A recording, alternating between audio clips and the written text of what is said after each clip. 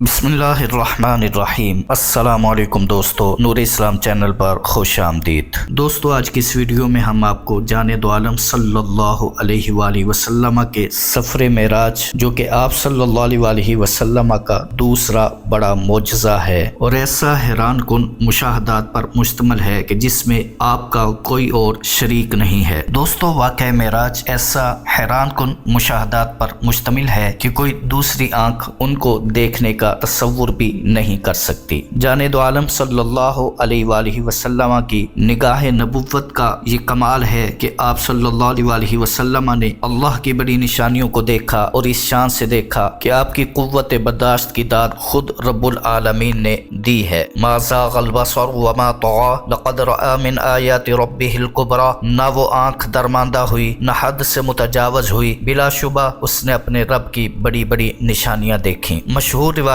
کے مطابق ہجرت سے کچھ ماہ پہلے ماہ رجب کی 27 تاریخ اور سوموار کی رات شب معراج ہے۔ اس رات آپ صلی اللہ علیہ وسلم بیت اللہ کے ایک حصے میں، جس کو حتیم کہا جاتا ہے، جلوہ افروز تھے۔ آپ کے چچا حضرت حمزہ اور آپ کے چچا زاد حضرت جعفر طیار رضی اللہ تعالی عنہما بھی آپ کے دائیں بائیں محو خواب تھے۔ اچانک آسمان سے 3 فرشتے اتر آئے۔ ان میں سے ایک نے ان تینوں حضرات کی طرف اشارہ کرتے ہوئے دوسرے سے پوچھا، ہماری مطلوبہ ہستی کون سی ہے؟ دوسرے نے جواب دیا، وہ جو دونوں کے درمیان محو استراحت ہے اور وہی سب سے بہتر ہے۔ تیسرے نے کہا، اسی بہتر ہستی کو ہم نے لے کر جانا ہے۔ اس گفتگو کے بعد فرشتے واپس چلے گئے۔ دوسری رات پھر آئے اور اسی طرح باتیں کر کے چلے گئے۔ تیسری رات آپ صلی اللہ علیہ وآلہ وسلم اپنی چچا زاد ام ہانی رضی اللہ تعالی عنہا کے گھر ٹھہرے ہوئے تھے اور ایک کمرے میں آرام فرما رہے تھے کہ اچانک اوپر سے چھت کھل گئی اور جبریل امین تشریف لائے۔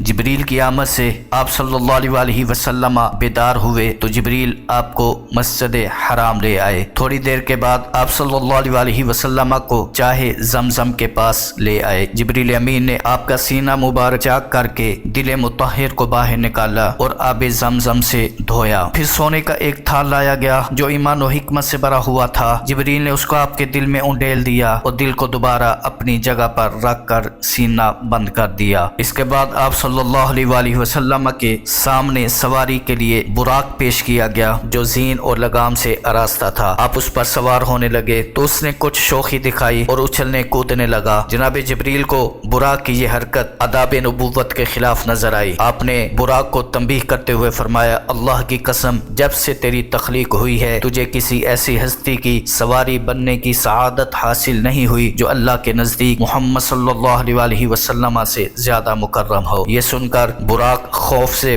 کانپنے لگا اور فی الفور اپنے پیٹ کو زمین سے لگا دیا۔ آپ صلی اللہ علیہ وآلہ وسلم براق پر سوار ہوئے تو ایک طرف سے جناب جبریل نے رکاب تھام لی اور دوسری جانب سے جناب میکائیل علیہ السلام نے۔ روانگی کے بعد سب سے پہلے آپ صلی اللہ علیہ وآلہ وسلم کی نگاہ ایک ایسی سرزمین پر پڑی جس میں کھجوریں بکثرت تھیں۔ جبریل نے کہا، یہاں اتر کر کچھ نماز پڑھ لیجئے۔ آپ صلی اللہ علیہ وآلہ وسلم نماز پڑھ کر سوار ہوئے تو جبریل نے پوچھا، کیا آپ جانتے ہیں کہ آپ نے کہاں نماز پڑھی ہے؟ یہ یثرب ہے، یہ طیبہ ہے، ایک دن ہجرت کر کے آپ نے یہیں آنا ہے۔ اسی طرح 3 مقامات پر جبریل نے آپ کو نماز پڑھنے کا کہا اور بعد میں ان جگہوں کی اہمیت بتاتے ہوئے پہلی جگہ کے بارے میں بتایا کہ یہاں وہ درخت ہے جس کی طرف سے اللہ تعالیٰ نے موسیٰ علیہ السلام کو آواز دی تھی، اے موسیٰ میں اللہ ہوں سارے جہانوں کا پروردگار، یا موسیٰ انی انا اللہ رب العالمین۔ دوسرے مقام کے متعلق فرمایا کہ یہ طور سینہ ہے اور تیسری جگہ کے بارے میں وضاحت کی کہ یہ بیت اللحم ہے، وہ مقام جہاں حضرت عیسیٰ علیہ السلام کی ولادت ہوئی تھی۔ اس کے بعد آپ صلی اللہ علیہ وآلہ وسلم کا حضرت موسیٰ علیہ السلام کی قبر کے پاس سے گزر ہوا اور حضور فرماتے ہیں، میں نے موسیٰ کو دیکھا، وہ اپنی قبر میں کھڑے نماز پڑھ رہے تھے۔ دوستو بیت المقدس کے پاس پہنچ کر جبریل امین نے براق کو اس پتھر سے باندھا جس کے ساتھ انبیاء کرام اپنے سواریاں باندھا کرتے تھے۔ آپ صلی اللہ علیہ وآلہ وسلم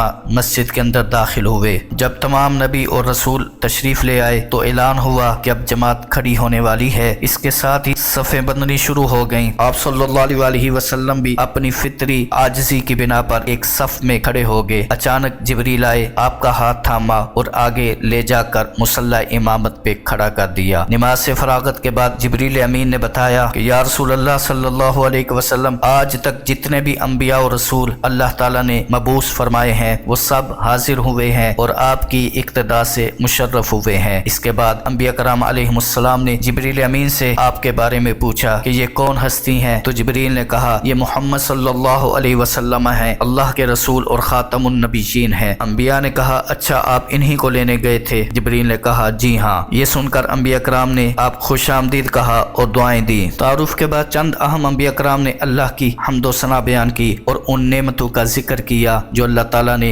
उनमें से हर एक को खसूसी तौर पर अता की थी। इस नूरानी महफिल का आगाज आप सल्लल्लाहु अलैहि वसल्लम के जद्दे अमजद हजरत इब्राहीम खलीलुल्लाह अलैहिस्सलाम ने किया और इख्तितामी कलिमात भी उन्होंने अदा किए। आप सल्लल्लाहु अलैहि वसल्लम ने ग्रोह अंबिया को मुखातिब करते हुए फरमाया, आप सब ने अपने रब की सना बयान कर ली, अब मैं भी उसकी हम्द करते हुए कहता हूँ कि सब तारीफें अल्लाह के लिए हैं जिसने मुझे सारे जहानों के लिए रहमत बनाकर भेजा और तमाम इंसानों के लिए बशीर व नज़ीर बनाकर भेजा। मुझ पर फुरकान नाजिल किया, मेरी उम्मत को बेहतरीन उम्मत करार दिया जो लोगों के सामने पेश की गई। मेरी ही उम्मत को उम्मत वस्त बनाया और इसी को अव्वलून और आखिरून होने का एजाज बख्शा। मेरा सीना खोल दिया, मेरा बोझ उतार दिया, मेरा जिक्र बुलंद किया और मुझे शुरू करने वाला भी बनाया और ख़त्म करने वाला भी। ये फ़ज़ाइल व मनाक़िब सुनकर हज़रत इब्राहीम अलैहिस्सलाम खड़े हुए और अंबिया कराम से ये कहते हुए महफ़िल बर्खास्त कर दी कि इन्हीं कमालात की वजह से आप सबसे अफजल करार पाए हैं। दोस्तों, बैतुल मक़दिस की मसरूफियात से फरागत के बाद आप सल्लल्लाहु अलैहि वसल्लम आसमानों की तरफ तशरीफ ले जाने लगे तो ऊपर से एक चमकती दमकती एक हसीन और जमील सीढ़ी नाजिल हुई जो चमकदार मोतियों से आरास्ता थी और उसके दाएं बाएं दोनों तरफ बेशुमार फरिश्ते खड़े थे। आप सल्लल्लाहु अलैहि वसल्लम जिब्रील अमीन की माइयत में सीढ़ी पर चढ़े। कदम रखने की देर थी कि आप पहले आसमान तक जा पहुंचे। जिब्रील अमीन ने आसमान का एक दरवाजा खटखटाया और कहा दरवाजा खोलो। ऊपर से पूछा गया कौन है? जिब्रील हूँ। आपके साथ कौन है?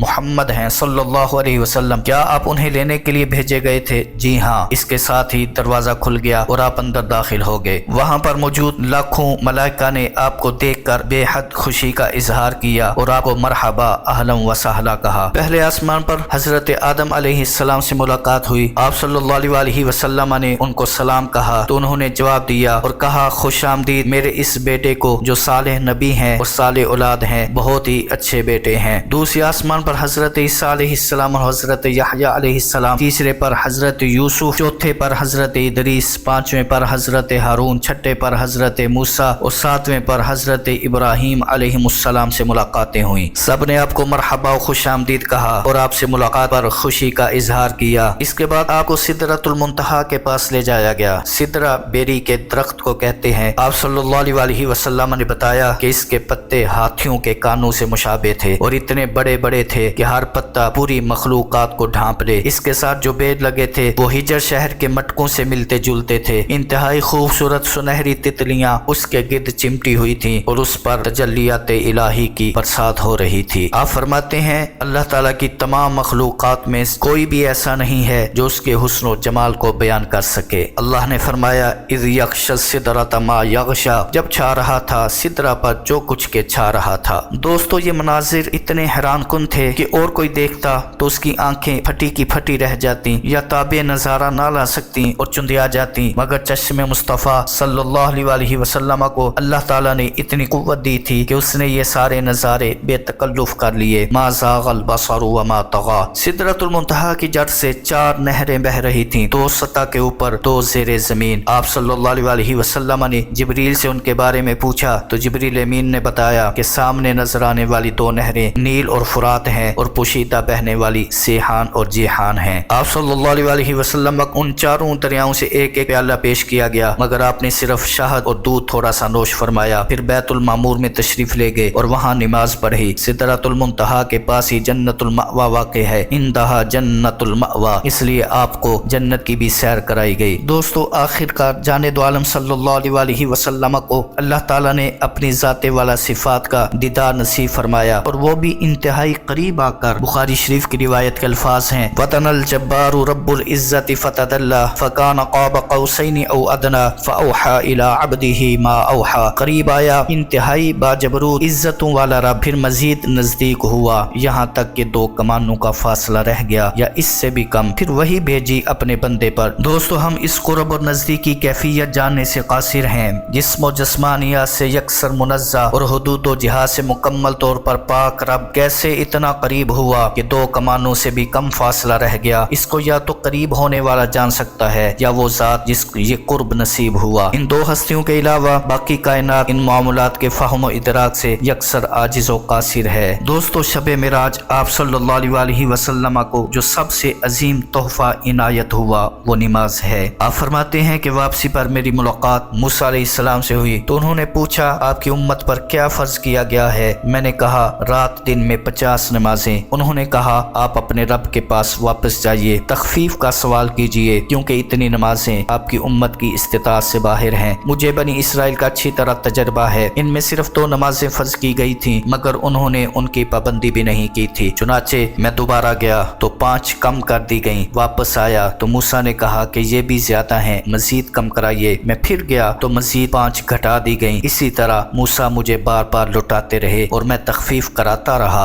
यहाँ तक कि सिर्फ 5 रह गईं। उस वक्त अल्लाह ताला ने फरमाया, या मोहम्मद, ये 5 नमाजें हैं लेकिन हर नमाज का सवाब 10 नमाजों के बराबर है। इस तरह ये 50 ही रहीं। मेरी बात नाकाबिल तब्दील होती है और सवाब का ये इजाफा नमाज ही के साथ मुख्तस नहीं बल्कि जो भी नेकी का काम हो उसका सिर्फ इरादा करने पर 1 नेकी लिखी जाएगी और अमल करने पर 10 नेकियां, जबकि बुराई का इरादा करने पर कुछ नहीं लिखा जाएगा और इस पर अमल करने की सूरत में सिर्फ 1 बुराई लिखी जाएगी। ये सुनकर मैं वापस आया तो मूसा अलैहिस्सलाम ने मुझे मजीद तखफीफ कराने का कहा मगर मैंने कहा कि मैं इतनी बार आ जा चुका हूँ कि अब जाते हुए हया आती है।